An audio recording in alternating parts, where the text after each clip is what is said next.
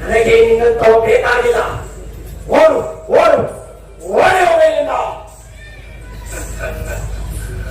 ಓಡಿ ಹೋಗಲಿ? ಎಲ್ಲಿಗೆ ಹೋಗಲಿ? ನಾನು ನಿನಗೆ ಮೊದಲೇ ತಿಳಿಸಿದ ಹಾಗೆ ತಲುಪಬೇಕಾದ ಗಮ್ಯದೆಡೆಗೆ ನಾನು ಎಂದೋ ತಲುಪಿಯಾಯಿತು. ಮುಂದೆ ಹೋಗುವ ಪ್ರಮೇಯೇ ಇಲ್ಲ ಪರಿಮಳ. ಅಯ್ಯೋ ಸನ್ಯಾಸಿ, ಎನ್ನ ದಾರಿಗೆ ಅಡಿಗಡಿಗೆ ಅಡ್ಡ ಬಂದು ಒಡವಿಪಾಲನಾಗಬೇಕೆಂಬುದಕ್ಕೆ ನೀರೆಳೆಯಬೇಡೋ ಬಡ ಸನ್ಯಾಸಿ, ನೀರೆಳೆಯಬೇಡ. ಶ್ರೇಷ್ಠ ಗುರು ದೀಕ್ಷಣೆಯ ಕೊನೆ ಅಂಚಿನಲ್ಲಿ ಬಂದು ನಿಂತು ಬೇಕೆ ಆಗಬೇಕೆಂದಿರುವ ನಾನು ನಡೆ, ನೀನು ನಡೆದು ಬಿಡಲಿಲ್ಲ. ನೀನು ನನ್ನನ್ನು ಇಲ್ಲಿಂದ ನಡೆದು ಬಿಡು ಎಂದು ಹೇಳುತ್ತಿದ್ದರೆ ನಿನ್ನಲ್ಲಿಂದು ಮನುಷ್ಯತ್ವ ಮನೆ ಮಾಡಿದೆಯಂತೆ ಅಲ್ಲ. ಅಮಾಯಕ ದಾರಿ ಹೋಗರ ಹತ್ಯೆಗೈದು ರಣರೋಚಕ ಯುದ್ಧದಲ್ಲಿ ಹೀಗುತ್ತಿರುವೆ. ಇದಕ್ಕಿಂತಲೂ ಮಿಗಿಲಾದ ಜಯದ ಹಾದಿಯನ್ನು ತೋರಬಲ್ಲೆನು ನಾನು. ಬಯಕೆದೆಯ ನಿನಗೆ ಜಗದೇಕ ವೀರನಾಗಲು? ತಪ್ಪು ಬೀಳುವ ಗೆಲುವಂತೆ, ನಾವು ಕೋರಲಿರುವುದು ಗೆಲುವಂತೆ. ಸನ್ಯಾಸಿ, ಹೌದು ಅಗ್ರಶ್ರಾವಕ, ಇಡೀ ವಿಶ್ವವನ್ನೇ ಗೆಲ್ಲಬಲ್ಲ ಸುಮಾರ್ಗ ಉಂಟು. ಅದಕ್ಕಾಗಿಯೇ ನಾನು ಬಂದಿರುವುದು.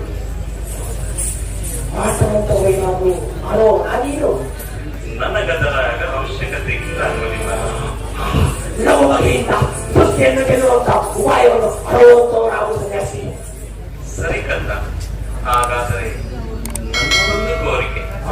ನನಗೆ ಆ ಮರದ ಒಂದು ಎಲೆಯನ್ನು ತಂದು ಕೊಡುವೆಯಾ? ಸೃಷ್ಟಿಯನ್ನು ಕೇಳಲು ಕೇವಲ ಮರದ ಎಲೆಗಳ ಸಾಕಿಯೇ? ಉಚ್ಚ ಸನ್ಯಾಸಿ ಇರಬೇಕು. ಕೇವಲ ಒಂದು ಎಲೆ ಮಾತ್ರ ಸಾಕು ನನಗೆ. ಹೌದಾ? ಈಗ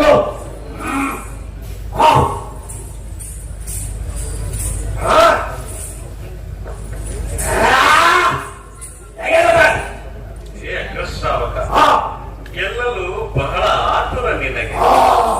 ಅನ್ಯಾಯವಾಗಿ ಮರದ ಕೊಂಬೆಯನ್ನೇ ಕತ್ತರಿಸಿ ಬಿಟ್ಟೆಯಲ್ಲಪ್ಪ. ಬೇಡ ಬೇಡ, ಆತುರ ತರವಲ್ಲ ನಿನಗೆ. ನನಗೀಗ ಈ ಕೊಂಬೆಯ ಅವಶ್ಯಕತೆ ಇಲ್ಲ. ಒಂದು ಎಲೆ ಮಾತ್ರ ಸಾಕು. ಹೋಗು, ಈ ಕೊಂಬೆಯನ್ನು ಕತ್ತರಿಸಿದ ಜಾಗದಲ್ಲಿಯೇ ಅಂಟಿಸಿ ಬಾ. ಹಾಗಾಗಿ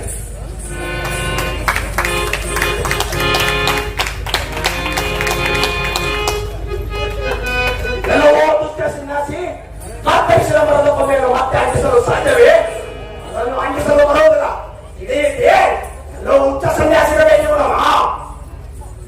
ಹೌದೇ ಅಯ್ಯ? ಅಂಟಿಸಲು ಬರಲಾರದು. ಹಾಗಾದರೆ ಇಗೋ ಕೇಳು. ಯಾವುದನ್ನು ಸೃಷ್ಟಿ ಮಾಡಲು ನಿನ್ನಿಂದ ಸಾಧ್ಯವಿಲ್ಲವೋ ಅದನ್ನು ನಾಶ ಮಾಡುವ ಅಧಿಕಾರವು ನಿನಗಿದೆ. ಇದುವರೆಗೂ ನೀನು ಹತ್ಯೆ ಮಾಡಿರುವ ದಾರಿ ಹೋಗರ ಜೀವವನ್ನು ಮತ್ತೆ ಮರಳಿಸಬಲ್ಲೆ ಏನು?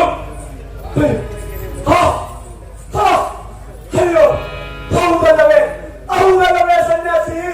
ಹೌದಲ್ಲವೇ? ಹೌದಲ್ಲವೇ ಸನ್ಯಾಸಿ?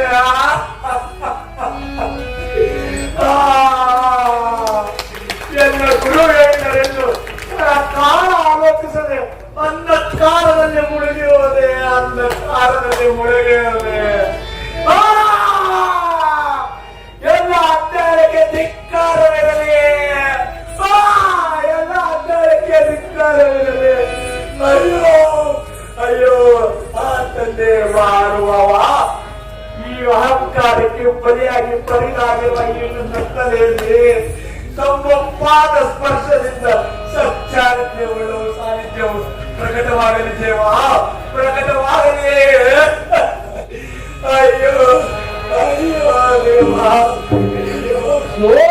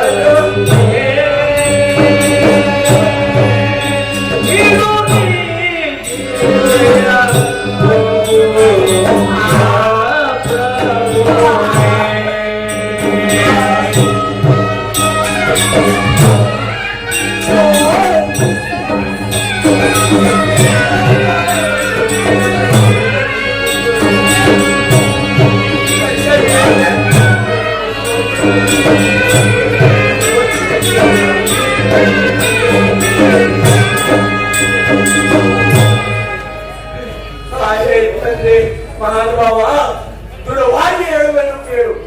ಇದನ್ನು ಶಿಷ್ಯನಾಗಿ ಸ್ವೀಕರಿಸಿ. ಇಲ್ಲವಾದರೆ ನಿನ್ನಡಿದವರಿಗೆ ಈ ಬಡದಿನವನ್ನು ಸಮರ್ಪಿಸಿಬಿಡುವಂತೆ ಸಮರ್ಪಿಸಿಬಿಡುವುದೇ.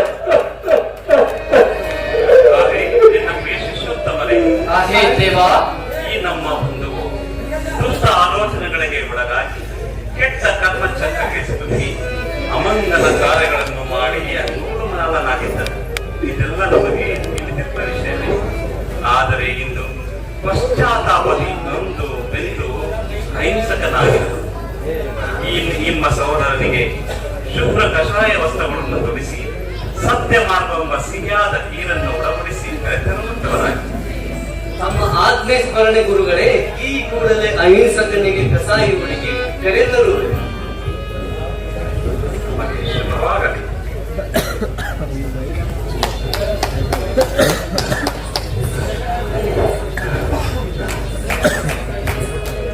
ಹೇ ಸಮ್ಮೇಕ ಸಂಬುದ್ಧ ದೇವ, ಅಂಧಕಾರವೆಂಬ ಕೆಸರಿನಲ್ಲಿ ಸಿಲುಕಿ ಔಢ್ಯತೆ ಮೈವೆತ್ತಂತಿರುವ ಜೀವನಕ್ಕೆ ಕೈ ಹಿಡಿದು ಸನ್ಮಾರ್ಗವನ್ನು ತೋರಿದೆ. ಇಂದು ಈ ಭೂಮಂಡಲದೊಳ ಸರಿ ಸಮಾನರಿಲ್ಲ ತಂದೆ ಈ ಧರ್ಮದರನ ಮುಂದೆ. ಹೇ ದಶಬಲಧಾರಿ, ಇಡೀ ಪ್ರಪಂಚಕ್ಕೆ ಸತ್ಯದ ದಾರಿಯ ತೋರಿದ ತತ್ವಜ್ಞಾನಿಯೂ ತಾವು, ಮಹಾನ್ ಶ್ರೇಷ್ಠ ಪುರುಷರು ತಾವು. ಹಾಗೆ ಸಂಭುತು ದೇವ, ತಮ್ಮಿಂದ ಪ್ರಕಾಶಿಸಲ್ಪಟ್ಟಂತಹ ಆರ್ಯ ಸತ್ಯಗಳು ಸೂರ್ಯ ಚಂದ್ರರಷ್ಟೇ ನಿತ್ಯ ಸತ್ಯ ಸತ್ಯ ಸತ್ಯ. ಎಲೈ ನನ್ನ ಬಂಧು ಮಿತ್ರರೇ, ಇಲ್ಲಿ ಕೇಳಿ ಧರ್ಮದರ ವಿನಯಧರನ ಸತ್ಯಗಳನ್ನ. ದುಃಖ ಆರ್ಯ ಸತ್ಯ, ದುಃಖಕ್ಕೆ ಕಾರಣ ಆರ್ಯ ಸತ್ಯ, ದುಃಖ ನಿವಾರಣೆ ಆರ್ಯ ಸತ್ಯ, ದುಃಖ ನಿವಾರಣೆಯ ಉಪಾಯಗಳು ಆರ್ಯ ಸತ್ಯ.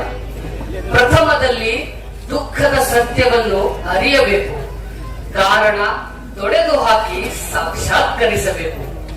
ಎಲ್ಲರೂ ಶ್ರೇಷ್ಠ ಅಷ್ಟಾಂಗ ಮಾರ್ಗಗಳನ್ನು ಅನುಸರಿಸಿಕೊಂಡು ದುಃಖ ಮುಕ್ತರಾಗೋಣ. ಓ ನನ್ನ ಬಾಂಧವರೇ, ನಾವೆಲ್ಲರೂ ಸೇರಿ ಎನ್ನ ಪ್ರಭು ಗೌತಮನ ಅಷ್ಟಾಂಗ ಮಾರ್ಗಗಳೆಂಬ ದಾರಿ ಕಿವಿಗೆ ಅಲೆಯಲ್ಲಿ ನಡೆಯೋಣ. ಸಮ್ಮೈಕ್ಯ ದೃಷ್ಟಿ, ಸಮ್ಮೈಕ್ಯ ಸಂಕಲ್ಪ, ಸಮ್ಮೈಕ್ಯ ವಾಚ, ಸಮ್ಮೈಕ್ಯ ಕಮ್ಮಂತು, ಸಮ್ಮೈಕ್ಯ ಅಜಿವೋ, ಸಮ್ಮೈಕ್ಯ ವಾಯವೋ, ಸಮ್ಮೈಕ್ಯ ಸತಿ, ಸಮ್ಮೈಕ್ಯ ಸಮಾಧಿ. ನಿಮಗೆ ನೀವೇ ಶ್ರಮಿಸಬೇಕು. ಅಷ್ಟಾಂಗ ಮಾರ್ಗಗಳೆಂಬ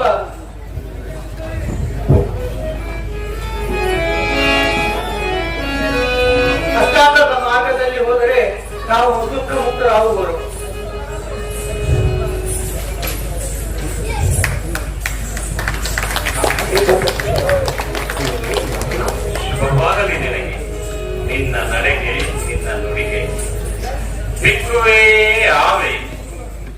ದಿಕ್ಕುವೇ ಯಾವೇ